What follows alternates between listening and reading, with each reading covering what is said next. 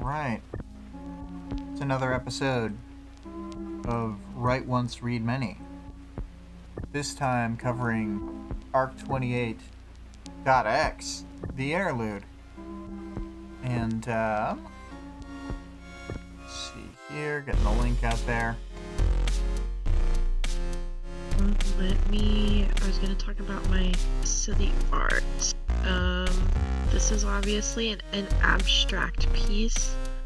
It's kind of, like I said, I was listening to the chapter when I was drawing it. I was trying to, pull from, I don't know, I was representing the strange kind of view of the world that the Seamerg and Dr. Mother were both experiencing in this chapter, and how they had kind of access to all Dr. Mother has access to all these locations and personal perspectives or whatever, and then the Seamerg has access to people's important point in their timeline. She can't even see reality, real-time reality. She lives outside of the normal timeline or whatever.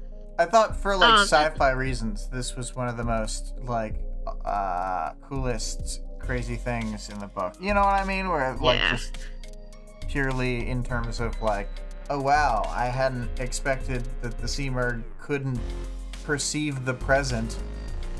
Yeah, and she because they kind of talk about, she doesn't perceive things in the same way we do, or she doesn't perceive time in the same way, but she really just doesn't. She does not perceive it. It works in a totally different way for her. So yeah, that's I got little squares going around that are kind of these different perspectives, or just the actual doorways or whatever that Doormaker makes. And then we've got a Seamerg.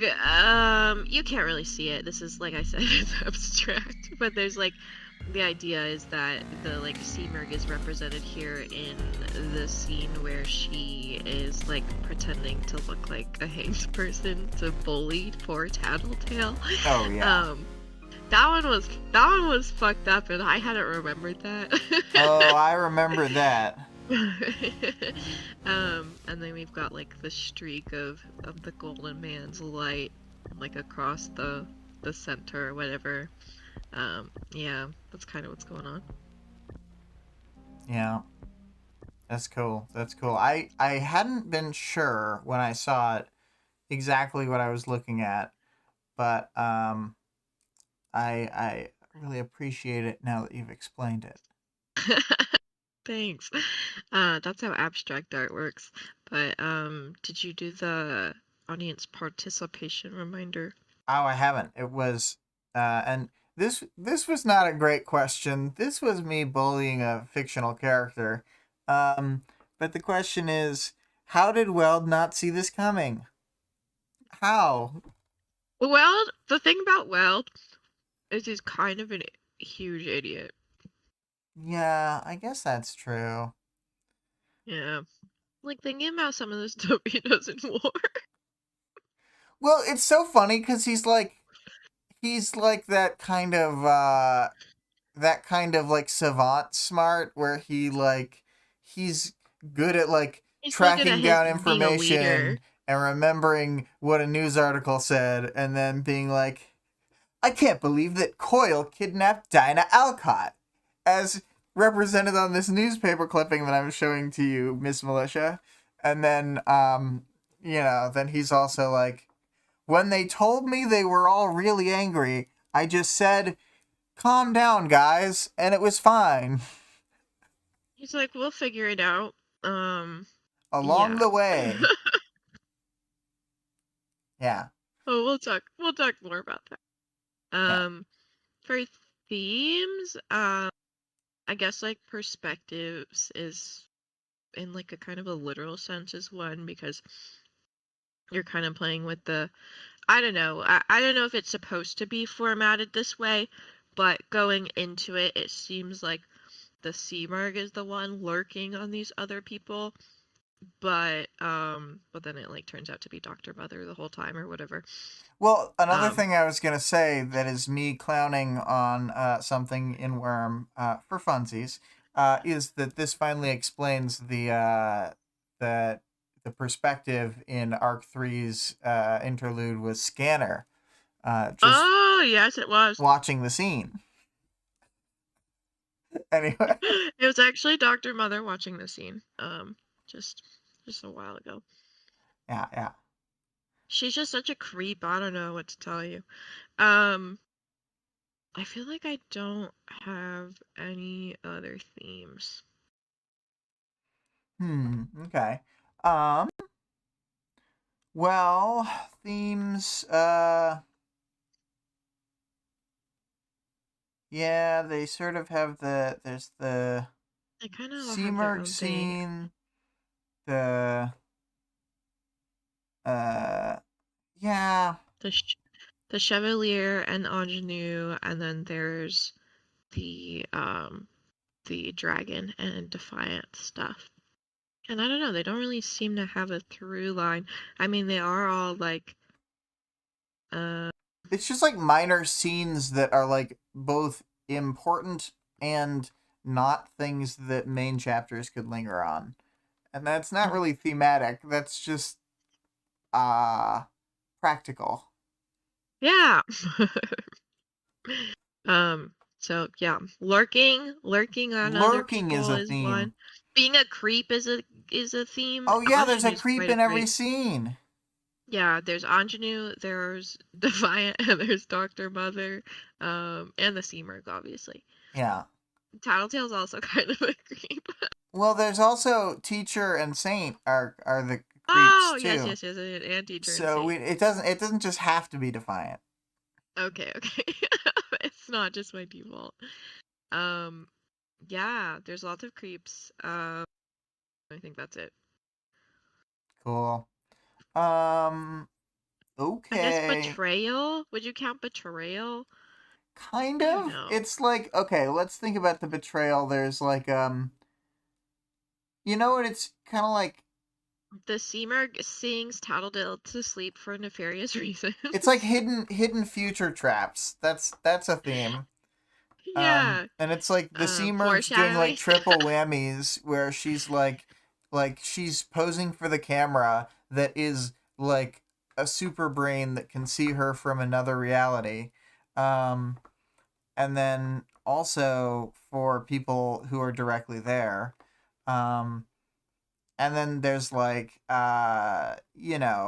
the scene with Ingenue, like that's a future trap on like Chevalier, and the scene with Defiant, they got like future traps within Dragon. Um and then Yeah, teacher's on some bullshit. yeah, yeah. And then the last scene is the The future trap Mantellums happening. future trapped all them already. They got. In the present. Yeah. Um, all right. Well, those are good. Those are good. Are you ready? Yes, I'm just gonna write for posterity future traps. Future traps. So the Seamerg is doing her creepy Seamerg themes and musing to herself how she's blind to Scion and this is like the biggest obstacle in her life. um, Mm-hmm. she's like communicating with the other Endbringers, um, and telling them to remain calm.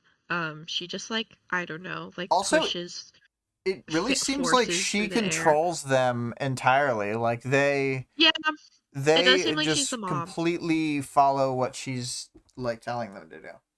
Yeah, yeah, they do. She does seem to like to be the one kind of in charge. Like I feel like even if you like took her out of the situation, I feel like the Endbringers would maybe just stop. Like would they just continue on the rotation that she put them on? Well, it really just feels like the and maybe I missed something where it's like telling us why they like went into stasis, but it feels like we're just like kind of left to think Tattletale's right, because we don't see her think about, like, oh, I went out into the open and then I put out a second Endbringer to, like, get them to follow me. We don't get any of that. I still think that Yeah. that was, like, agency chosen by Taylor and stuff, but, like, I think that if the Seamerg hadn't been leading them, the other ones would have just sat there. Yeah, I think so. Um, so she's like tinkering and she makes a giant glass tube and then she hides it in the rest of her equipment while everybody's distracted because, I have a quote here. Yeah. She sings, and subjects stationed here are immediately on guard, adjusting the song, then something else. She looks forward to see what she'll need, something that will encourage rest. So Tattletale's like, whoa, what the fuck? Tattletale was already sleeping, and then she hears the Seaberg do this, and then wakes up and starts like pulling on her power, trying to figure out what she's up to. And then and then this is when the Seamerg like contorts her body slightly to remind Tattletale of her brother that committed suicide. Yeah, I wrote, I guess WTF. I believe that's correct. It does seem like that's what happens here. Which, like, the Tattletale's like, alright. So she tries to go back to work, but she succumbs to the lullaby and goes to sleep. And then like the Seamerg's watching Taylor like finish her letter to Miss Militia, which I guess there was a short letter option, which would maybe, oh man, that should have been the chapter question. What was in the short letter that Taylor could have written, Miss Militia? How short was it supposed to be? She just says that there's a short version and then the long version, and Taylor chose to do the long version. Okay. This is what the Seamerg is telling us. The short version is something very sad, like Miss Militia, I'm sorry I wasn't on your wards team. Something very sappy. That's right. It's sappy. It's cute. Well, she didn't write the sappy one. Well, it was still pretty sappy, but it was because of the length and having time for Taylor to explain her emotions, then it's less sappy, which, that's what ultimately doomed all timelines. Is Taylor's sappiness. Well, lack of. Is lack that of, yeah. Because that's why the Seamerg did it. It was her lack of sense of humor, dude. Oh my god. Yeah. It's bad sometimes, okay? At least we don't have Canary with her all the time. Because together, they're like so dry. Canary's the only one who's like more She's like more unfunny than Taylor. Yeah, well, it's like beyond that. It's like she just can't understand, like, she can't comprehend like normal social situations. Yeah, she's kind of a weirdo. It's because she's old money or whatever. Probably. Well, the Tattletale falls asleep. Taylor finishes her Miss Militia letter. The Seamerg plants an auditory hallucination in her. Oh my god, that's when she had said, I'm sorry, in her own voice, in her brain. Oh. Then she looks far. Oh no, she doesn't look far. We switch perspectives to this happy inhabited world, and then it like starts to get demolished by this massive blind spot that we all have. And then we move on and start lurking on Chevalier in the hospital. Ingenue is like comes into the room and he aims her cannon blade at her. And she's like, "You would never shoot me." And he's like, "Fuck around and find out." But Chevalier's so funny. He's so hardcore. Well, also he does just fire it in a hospital, and you gotta think, What if he just like pizzoned one of his own guys, you know? It's like really not cool. He completely demolishes the fucking door. He's like, Um, how do I call for help really fast? Fire a gun inside. He did a I'll desk fire pop. not Oh just my a gun, god. but like my insane cannon blade magic gun. Yeah, he did the Um, cannon blade desk pop. Amazing. yeah. So she's like, um, oh, he's like, oh wow, the reinforcements are gonna come here soon, anyways. But then he realizes she actually carved her tracker out. And I have a quote here. I'm a little in love with you, you know, she said. I know, he said, his voice grim. Not a lot. Enough. You fall in love with everyone you use your power on, he said. That's not true. You make me sound unfaithful if you talk like that. I'm just. She took a step forward as she spoke. Chevalier shot his cannon blade. Yeah.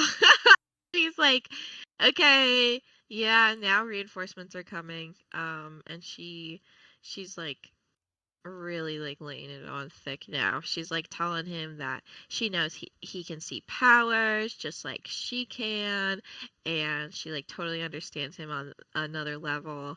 And she seems to think that Chevalier is kind of warming up to the idea when she gets like force fielded out of the room and she's like slammed into a wall or whatever by Narwhal. And then Exalt is there too. Um, Exalt's like, I exist. yeah, he's like, remember me? Chevalier, he's like, yeah, I know we'd be great together, but he doesn't like what comes after that. And she's like, what are you talking about? That was my past. Like, you're really holding me to that. She's like, we're just like each other. We're both survivors, and I was just surviving.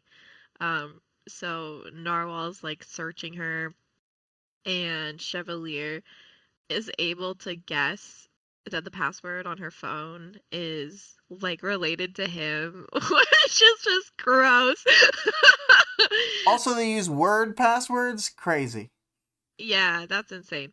And so yeah, Narwhal unlocks the phone and she finds all of Chevalier's like files downloaded on it. Um, and he had noticed that she was spouting lines from like past interviews. And she's like, Anjanu's like, okay, you're right. I'm pretty fucked up. uh, Yeah. so Anjanu is so. I was like, I'm like in the Anjanu chapter in Ward, and so like when she showed up here, I was like, oh my god, That's so this funny. bitch. Did she make your skin uh, crawl this time? she's just like I said, she's a creep. Yeah, yeah. It's the fact that spoilers, but the fact that Scapegoat is like resistant to her charms when it's like he can tell she's a creep and he loves the greatest creep teacher. I don't know if he loves the greatest creep. He's willing to No, but work with any creep. he's kind yeah, he's a creep himself. He real recognizes real. Yeah, yeah.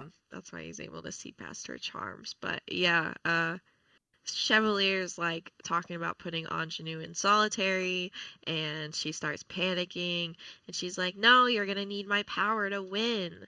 Which I don't think they've like clarified her power, but it's just like a power augmenting power, right? Yeah, Um, she can change other people's powers, so they're gonna they they allude to definitely what they're do gonna need her. do. They're going to use her power to make Chevalier's power incorporate Endbringer body pieces, Hmm. which he can't normally affect. Yeah, yeah. So good thing she's a little in love with him. Just Um, a little